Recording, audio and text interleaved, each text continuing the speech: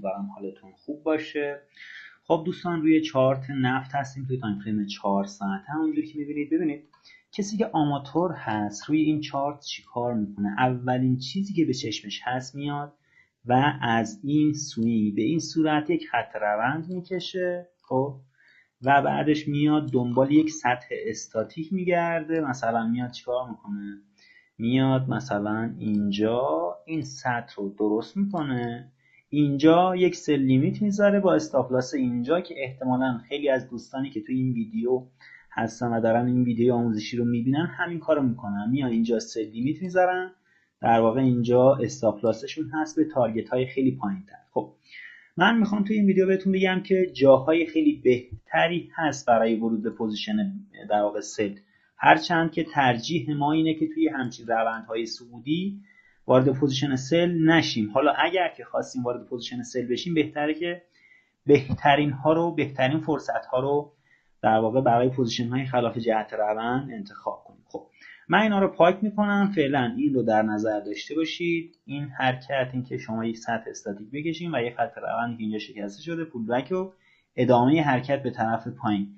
دوستان من نمیدونم که این ستاپی که این کاری که در واقع، یا بهتره بگم این فرصتی که من دارم بهتون میگم، نمیدونم اتفاق میفته یا نه. خب فقط دارم میگم که در واقع بهتر هستش که این کار رو انجام بدید. شاید قیمت از خود همینجا به طرف پایین حرکت کنه و ورودی ما رو فعال نکنه. و یک نکته دیگه رو بگم خدمتتون، این ویدیو بیشتر جنبه آموزشی داره. مسئولیتی که بخواید حالا ازش به عنوان سیگنال استفاده کنید، مسئولیتش به عهده خودتون است. خب من این ویدیو رو پاک میکنم.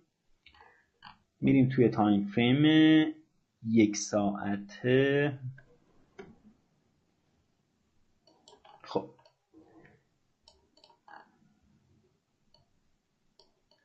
خب دوستان، این لوها رو در نظر اگه بگیرید، این 1، این 2 و این 3. خب اینا رو من میام و چیکار میکنم؟ به هم وصل میکنم ببینم چه اتفاقی میفته. خب زمانی که این رو به هم وصل میکنید و یک خط روند درست میکنید، متوجه میشید که این برگشت قیمت از اینجا یک ریجکشنی بوده از این سطح ترند لاین ما. خب که خیلی از آماتورها احتمالاً این خط روند رو نمیکشن و از این غافل میشن. اوکی، پس این رو باید حواستون بهش باشه. این خط روند بسیار مهمی که اینجا وجود داره، به نظر من خیلی معتبرتر از خط روند قبلی هست، علیرغم اینکه خط روند قبلی قسمت زیادتری از چارت رو پوشش میده و دیوریشن بیشتری داره، ولی من فکر میکنم که این خط روند معتبرتری باشه، چون در واقع برخوردهایی که بهش داشته نسبت به خط روند قبلی منظمتر هست به لحاظ فواصل زمانی. خب پس این ریجکشن و این برگشت قیمت از اینجا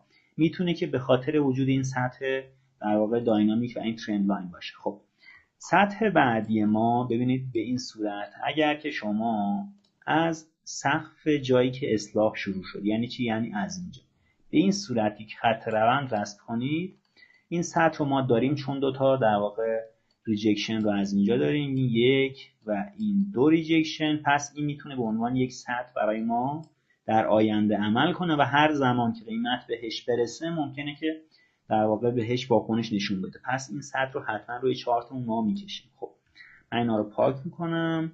و یک سطح خیلی مهمتر، سطحی که بسیار مهم هستش و حتما شما باید این رو حواستون بهش باشه، اینه که شما بیایید از این سوی. ببینید دوستان، از این سوی اگر که به این وصل کنید به این، خب و اینو امتداد بدید روی چارتاتون به این صورت، متوجه میشید یک سطح خیلی جالب اینجا وجود داشته که احتمال زیاد خیلی از آماتورها این رو در نظر نگرفتن. ببینید قیمت اومده اینجا ریجکشن اتفاق افتاده، اومده اینجا 2 تا ریجکشن، اینجا یک سطح ساخته شده. خب زمانی که ازش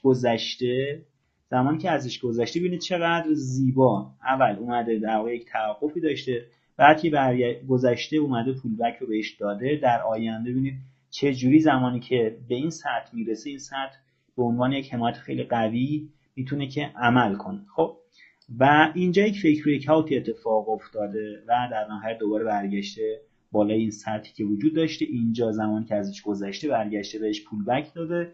ببینید دوستان، اینها تماما اورلپ هستن، یعنی اینکه قیمت از اینجا گذشته برگشته اینجا بهش پول بک داده، ممکنه دلایل دیگه‌ای هم وجود داشته باشه. مثلا خود همین پولبکی که اینجا وجود داشته بخشش به خاطر این سطح حالا استاتیکی است که اینجا وجود داره، چون یک ریجکشن و دو ریجکشن. خب و این خودش یک سطح هستش و این بریک اوت میتونه در واقع این پولبک میتونه بخشش به دلیل وجود این سطح باشه. پس ما وقتی که میگیم مثلا نسبت به این سطح در واقع اینی که مشخص کردم براتون گفتم برگشته بهش پولبک زده، در واقع یکی از دلایل این پولبک این سطح هستش. خب میتونیم بگیم این سطح هستش. دلایل دیگه هم برای چارت وجود داره. خب سطح بعدی ما اگر بریم توی تایم فریم 4 ساعته، ببینید به این صورت میاید روی اینجا. من یک مقداری چارت رو زوم کنم. واقعا چارت نفت چارتی هستش که خیلی چارت خیلی زیبایی هست. من خودم فرصت‌های معاملاتی زیادی رو روی این چارت هر روز میبینم. خب یک سطح خیلی مهم اینجا وجود داره، $114 ممیز 21 سنت، چون ریجکشن های خیلی زیادی اینجا وجود داشته.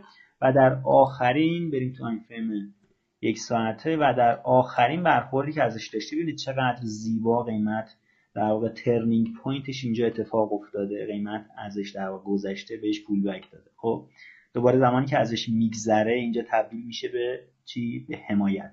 و اینجا این کندل حالا آبی رنگی که اینجا شما میبینید توی تایم فریم 1 ساعته به خاطر این ترنینگ پوینتی بوده که روی این سطح 114.21 سنت اتفاق افتاده. خب این هم یک دلیل. این ستا اینجا در واقع میشه گفت که در واقع جمع شدن. خب این ستا دلیل توی این محدوده ها در واقع جمع شدن. اگر که من اینو مشخص کنم براتون، ببینید اینجایی که من در واقع با این رکتانگل براتون مشخص کردم، یک جای خیلی خوبی هستش برای ورود به پوزیشن 3، چون یک سطح در واقع استاتیک اینجا داریم، یک سطح داینامیک بسیار مهم که این هستش. سطح بعدی ما این هستش. اگر قیمت در واقع در یک زمان به این نقطه برسه، چون سه تا نیروی در واقع فروش اینجا وجود داره، احتمالی که قیمت بخواد از اینجا بریزه فوق‌العاده زیاد هستش.